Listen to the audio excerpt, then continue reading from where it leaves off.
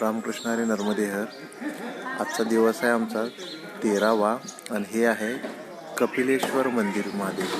म्हणजे या ठिकाणी कपिल मुनी यांनी तपश्चर्या केली होती. काल आम्ही वास्तव्यास इथं होतो. आता इथून आम्ही पुढे निघालो.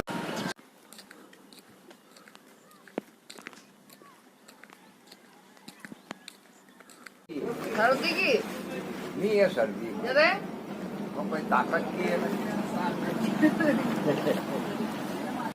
नर्मदे हर हा एक नवीन जुगाड काढला. पासून कमी म्हणजे थंडीपासून वाचण्यासाठी हे वरती आपला हातरायचं आहे जे आपण ताडपत्रीच असतं आणि आतमध्ये आपण घेतले शाल जे आता वरती पांघरून जपून. आता याच्यावरती आपल्याला पूर्ण जंगलामध्ये पुढचा प्रवास करायचा आहे. थंडीपासून आपलं संरक्षण करायचं.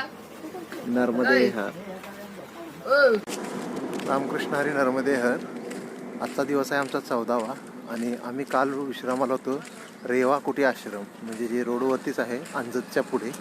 आता इथून पुढे बडवाने आहे 12 किलोमीटर, जे की आम्ही आता आजचा दिवस तिथे विश्राम करणार आहे. नर्मदे हर. लिंबाचं झाड एवढं मोठं आजपर्यंत कधीच बघितलं नाही. हां, एवढं मोठं लिंबाचं झाड आहे. नर्मदे हर. तरुण म्हणजे बनवाडीच्या जवळजवळ, जे की इथून आता 5 किलोमीटर आहे. इथे एक आश्रम आहे. तिथं आम्ही दुपारचे भोजन प्रसादाने विश्राम करणार.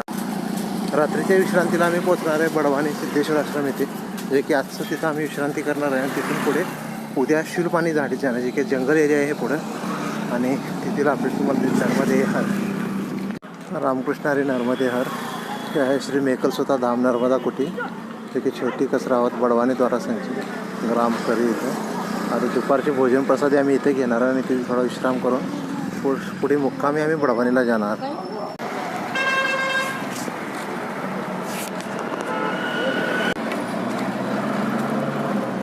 रामकृष्ण हरी नर्मदे हर. आत्ता आम्ही पोचलो बडवानीमध्ये.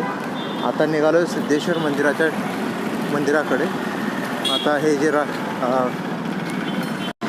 रामचौक आहे, श्रीराम चौक, तिथून आपल्याला उजव्या बाजूला टर्न घेऊन पुढे जायचं आहे. नर्मदे हर. बडवानी येथील सिद्धेश्वर मंदिर परिक्रमावासियांसाठी विश्रामाची व्यवस्था येते आणि भोजन व्यवस्था. हे शेवटचा टप्पा असतो परिक्रमावासियांसाठी. इथून पुढे शूलपाणीचे प्रस्थानाकडे इथून पुढे शूलपाणीची झाडे लागतात, त्याच्यामुळे थोडासा पुढचा भाग खडतर आहे प्रवासासाठी. नर्मदे हर. पण उद्या आम्ही शूलपाणीकडे प्रस्थान करणार आहोत. नर्मदे हर.